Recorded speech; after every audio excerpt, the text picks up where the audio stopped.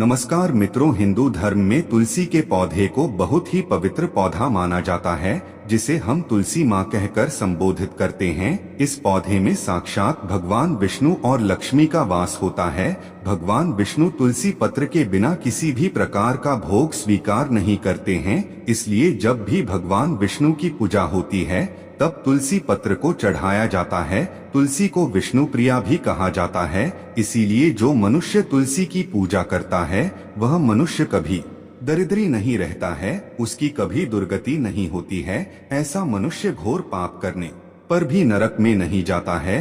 तुलसी को मात्र जल देने से क्या फल मिलता है, आइए जानते हैं। इस महान कथा के माध्यम से एक बार देवी सत्यभामा भगवान श्री कृष्ण से पूछती है, हे स्वामी, आप तो तीनों लोकों के स्वामी हैं, फिर भी आप इस तुलसी के पौधे की पूजा क्यों करते हैं, इसे नित्य जल क्यों चढ़ाते हैं? मैं इस पौधे को जल चढ़ाने का महत्व जानना चाहती हूँ। तब भगवान श्री कृष्ण देवी सत्यभामा को कहते हैं, तुलसी साक्षात लक्ष्मी का ही रूप है, इसकी नित्य पूजा करने के करोड़ों फायदे हैं। इसे जल चढ़ाने मात्र से ही मनुष्य के करोड़ों पाप नष्ट हो जाते हैं। तुलसी को जल देने का महत्व बताने से पहले मैं तुम्हें एक अत्यंत प्राचीन कथा सुनाता हूँ। इस कथा के माध्यम से तुम्हें तुम्हारे सारे प्रश्नों के उत्तर मिल जाएंगे, इसीलिए तुम इस कथा को ध्यान से सुनो। भगवान श्री कृष्ण कहते हैं, हे देवी, जो भी मनुष्य केवल इस कथा का श्रवण कर लेता है उसे 100 वर्षों तक तुलसी को जल देने का फल प्राप्त होता है। देवी सत्यभामा कहती है, हे प्रभु, मैं इस कथा को अवश्य सुनना चाहती हूँ, मुझे वह कथा सुनाइए, मैं इसे पूरे ध्यान से सुनूंगी। तब भगवान श्री कृष्ण देवी सत्यभामा को तुलसी को जल देने के महात्म की कथा सुनाते हैं। हे देवी सत्यभामा, इस विषय में एक प्राचीन इतिहास है जो बहुत ही उत्तम और पुण्य फल प्रदान करने वाला है। पूर्व काल की बात है, अवंतीपुरी में धनेश्वर नाम का ब्राह्मण रहता था। वह जन्म से तो ब्राह्मण था, किंतु वह कर्म से भ्रष्ट, कपटी बुद्धि वाला, कंबल तथा चमड़ा आदि बेचकर धन कमाने वाला तथा अत्यधिक झूठ बोलने वाला था। उसका मन हमेशा बुरे काम करने में लगा रहता था। वह चोरी, वेश्यागमन तथा जुए में व्यक्त रहता था। उसने अपने जीवन में कभी पुण्य के काम नहीं किए, शास्त्रों का अध्ययन नहीं किया, पूजा पाठ भी नहीं किया। सदैव अपना मन दूसरों के धन पर लगाकर रहता था। वह दिन में धन कमाता और रात्रि में वेश्याओं के साथ रात बिताता था। धनेश्वर ब्राह्मण अपना जीवन केवल पाप करने में व्यतीत करता था। उसने अपने मुख से कभी भगवान विष्णु का नाम भी नहीं लिया और न कभी देवी देवताओं का पूजन किया। इस प्रकार से पाप करते हुए उसे अनेक वर्ष बीत गए। फिर वह धनेश्वर ब्राह्मण खरीद बिक्री करने के लिए माहिष्मती पुरी में जा पहुंचता है। उस नगर के पास से नर्मदा नदी बहती है। उस स्थान पर उस नदी में स्नान करने के लिए दूर दूर से लोग आया करते हैं। फिर वह ब्राह्मण उसी नदी के किनारे के एक आश्रम में ठहरता है। उस आश्रम में अनेक विद्वान ब्राह्मण पुराणों का पाठन तथा भगवान विष्णु की स्तुति में मग्न रहते थे। वह पाखंडी धनेश्वर भी ढोंग करता हुआ वहीं पर उनके साथ रुक गया। उन विद्वान ब्राह्मणों के साथ रहकर उसे भी श्री हरि विष्णु के नाम सुनने का अवसर मिलता था। वह उस स्थान पर 1 महीने तक रुका। फिर वहां पर आए लोगों ने गायों का पूजन करके ब्राह्मणों को भोजन कराया, तो उस पापी ब्राह्मण ने भी उनके साथ बैठकर भोजन किया और भगवान का प्रसाद ग्रहण किया। वहीं पर उस आश्रम में एक तुलसी का पौधा था। वह ब्राह्मण जाने अनजाने में ही उस तुलसी के पौधे में पानी डालता था। उसके मन में कोई विचार नहीं था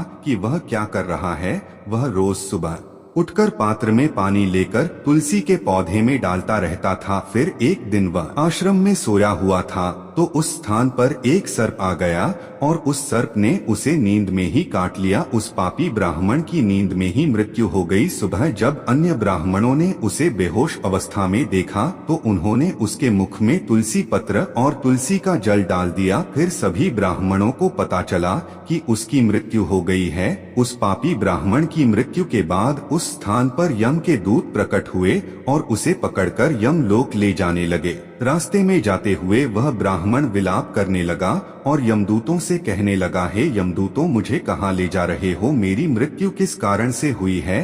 तब यमदूत कहने लगे, अरे दुष्ट ब्राह्मण, तूने जन्म से लेकर मृत्यु तक बहुत पाप किए हैं। तेरे पापों के कारण ही तुझे एक काले सर्प ने काट लिया और तेरी मृत्यु हो गई है।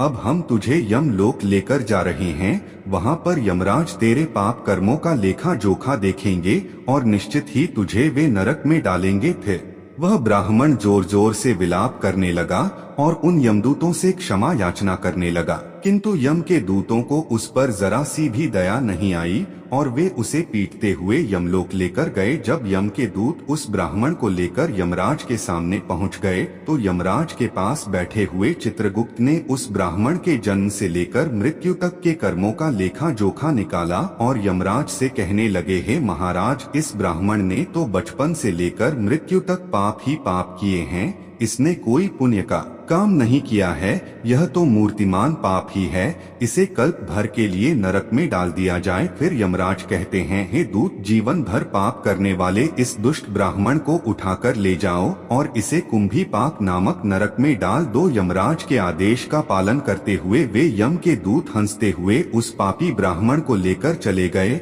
और उसे मुद्गर से पीटने लगे, जिससे उस ब्राह्मण का मस्तक टूट गया और वे उसे कुंभीपाक नामक नरक में ले गए। उस भयंकर नरक में खोलते हुए तेल के बड़े बड़े घड़े थे, जिसके नीचे भयंकर अग्नि धधक रही थी। फिर यमराज के दूत ने उस ब्राह्मण को उस खोलते हुए तेल के घड़े में डाल दिया, लेकिन जैसे ही वह ब्राह्मण उस खोलते हुए तेल के घड़े में गिरा, वह तेल एकदम से ठंडा पड़ गया। इस विचित्र घटना को देखकर दूतों को बड़ा आश्चर्य हुआ। ऐसा पहले कभी नहीं हुआ था। उसने कितने ही पापियों को उस तेल के घड़े में डाला था, वे सभी उस खोलते तेल में गिरकर छटपटाने लगते थे। लेकिन जैसे ही वह ब्राह्मण गिरा, तेल अचानक से शांत और शीतल हो गया। इस आश्चर्य को देखते ही वह यमदूत तीव्र गति से दौड़ता हुआ यमराज के पास पहुंच गया। यमराज ने पूछा, हे दूत, क्या बात है? इतनी तीव्र गति से दौड़ते हुए क्यों आ रहे हो? फिर वह दूत कहता है, हे यमराज, आपने जिस ब्राह्मण को कुंभीपाक में डालने के लिए कहा था, जैसे ही हमने उसे कुंभीपाक नरक में डाला, नरक की अग्नि बुझ गई और वह खोलता हुआ तेल भी ठंडा पड़ गया। फिर यमराज कहते हैं, हे दूत, यह तो बड़ी ही विचित्र घटना है।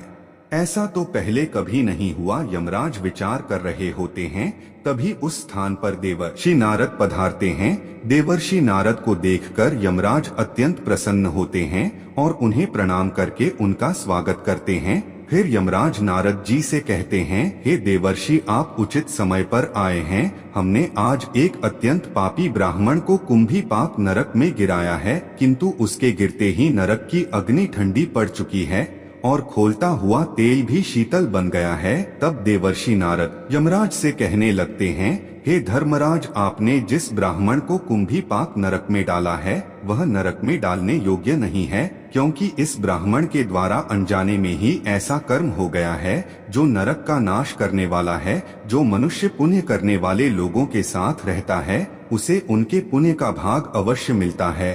और यह ब्राह्मण तो 1 महीने तक भगवान विष्णु के भक्तों के साथ रहा है। इस ब्राह्मण में आश्रम में रहते हुए नित्य तुलसी को जल अर्पण किया है, इसीलिए यह बहुत बड़ा पुण्यवान बन गया है।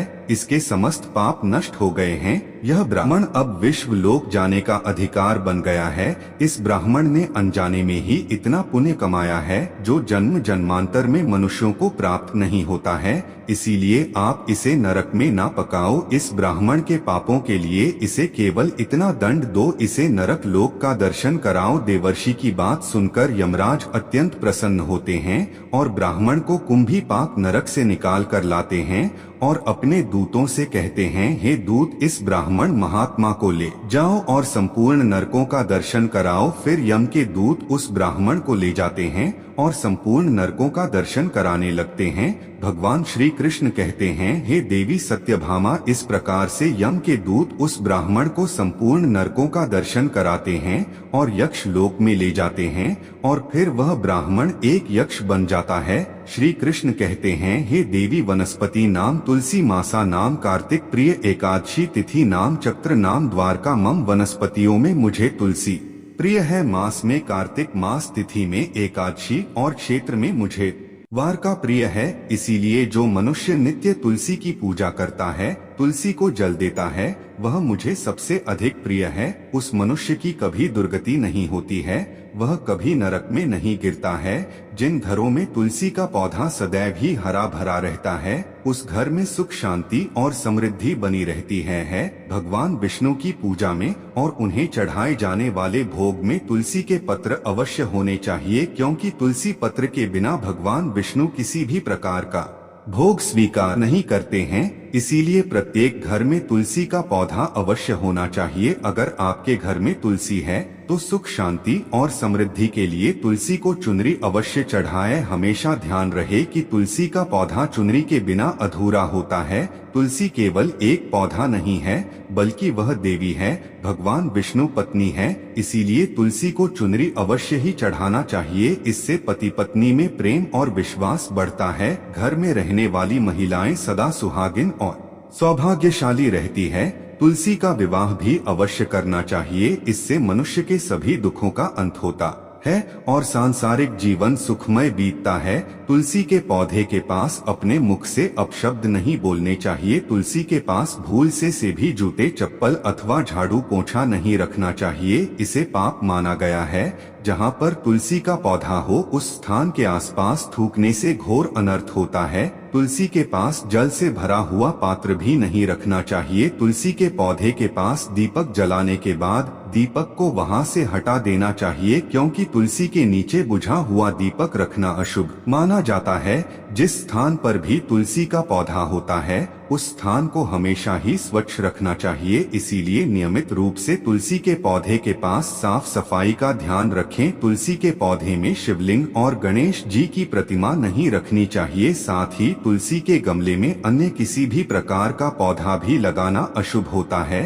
तुलसी के पौधे के पास कपड़े भी नहीं सुखाने चाहिए, अन्यथा कपड़ों से गंदा पानी तुलसी के पौधे पर गिर सकता है। ध्यान रहे तुलसी के पौधे को नाखून से नहीं तोड़ना चाहिए, इससे तुलसी का अपमान होता है। यदि तुलसी के पत्ते सूख कर गिर जाते हैं तो उन्हें कचरे में नहीं फेंकना चाहिए, उन पत्तों को आप तुलसी की मिट्टी में ही दबा दें। रविवार के दिन तुलसी के पत्ते नहीं तोड़ने चाहिए और रविवार को तुलसी को जल भी नहीं चढ़ाना चाहिए। बाकी अन्य दिन नित्य बिना चुके तुलसी को सुबह जल देना चाहिए और शाम के समय एक दीपक जलाना चाहिए। अक्सर महिलाएं स्नान के बाद अपने बाल खुले रखकर ही तुलसी को जल देती है, ऐसा करना गलत होता है। महिलाओं को हमेशा ही अपने बाल बांधकर माथे पर सिंदूर लगाकर ही तुलसी में जल देना चाहिए, इससे तुलसी का आशीर्वाद प्राप्त होता है। घर में तुलसी का पौधा लगाते समय ध्यान रहे कि इसके लिए गंदी मिट्टी का उपयोग ना करें। तुलसी के पौधे के लिए शमशान की अथवा गंदगी वाले स्थान की मिट्टी का कभी उपयोग नहीं करना चाहिए, इससे तुलसी माँ रूठ जाती है और सूखने लगती है। तुलसी का पौधा कभी गंदे स्थान पर नहीं लगाना चाहिए, जैसे नाली अथवा बाथरूम के पास तुलसी का पौधा कभी नहीं रखना चाहिए, अन्यथा गंदा पानी तुलसी के पौधे में गिर सकता है, जो बहुत ही अशुभ माना गया है। घर में तुलसी का पौधा कभी सूखना नहीं चाहिए। शास्त्रों में ऐसी मान्यता है कि तुलसी का पौधा सूखना अकाल मृत्यु की सूचना देता है। घर में तुलसी का पौधा सूख जाए तो घर की सुख समृद्धि खत्म हो जाती है। सूखी हुई तुलसी में मां लक्ष्मी का वास नहीं होता है। शास्त्रों के अनुसार मासिक धर्म के दौरान महिलाओं को तुलसी के पौधे में पानी नहीं डालना चाहिए और तुलसी को स्पर्श करना भी वर्जित है।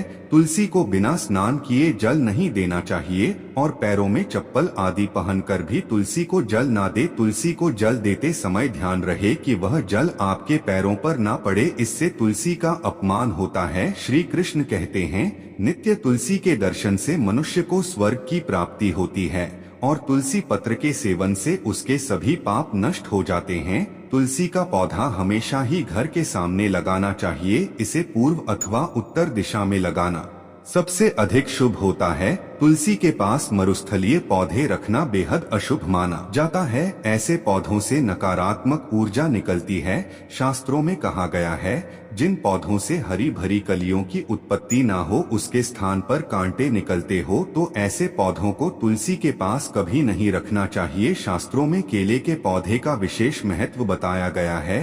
अगर तुलसी के पास केले का पेड़ लगा देते हैं तो कई गुना अधिक लाभ प्राप्त होंगे। केले के पेड़ में भगवान विष्णु विष्णु का वास होता है। इसे तुलसी के पास लगाने से घर में सुख समृद्धि आती है। तुलसी के पौधे में शालिग्राम भी अवश्य रखना चाहिए। तुलसी के गमले में शालिग्राम रखने से तुलसी का और भी अधिक शुभ प्रभाव आपको देखने को मिलेगा। शालिग्राम भगवान विष्णु का निराकार रूप माना जाता है।